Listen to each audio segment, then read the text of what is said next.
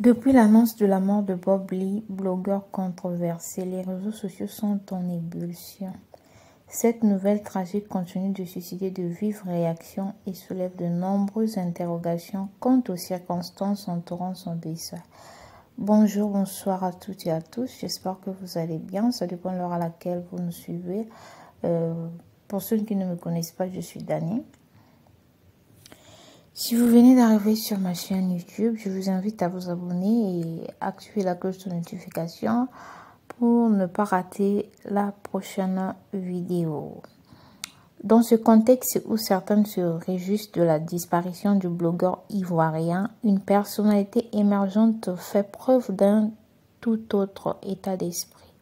Il s'agit de l'influenceuse bien connue Emmanuelle Keita, qui exprime sa préférence pour voir Bob vivant plutôt que mort. Emmanuelle Keita se démarque avec un message de compassion envers le blogueur défunt. Emmanuelle Keita a récemment fait part de son avis sur les réseaux sociaux en ces termes. On me fait savoir qu'il y a un petit con qui m'a dénigré pendant des années et qui se meurt. Il n'y a surtout pas intérêt. Il doit assister à mon ascension et je dois lui faire un petit câlin quand je serai de passage aux États-Unis. Ce message étonnant dénote un sentiment de solidarité et de la compréhension inattendue inhabituelle à l'égard de Bob Lee. Emmanuelle Keita propose même d'organiser une prière collective aux sanctuaires marial accompagnés de quelques membres afin de demander à Dieu de lui redonner la santé. Le décès de Bob Lee suscite des réactions passionnées.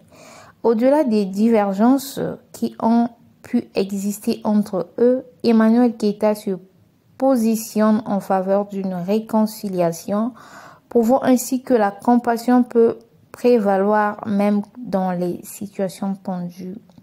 Elle lance un message à la communauté pour soutenir Bob Lee dans cette épreuve en soulignant que la mort n'est en aucun cas un karma et que nous sommes tous voués à y faire face.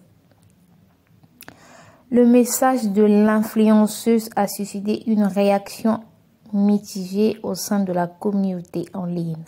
Certains saluent son attitude empathique et reconnaissant la noblesse de sa démarche, tandis que d'autres restent sceptiques quant à la sincérité de ses propos. C'est tout pour aujourd'hui la famille, je vous aime bien. D'ici là, portez-vous bien. Bye.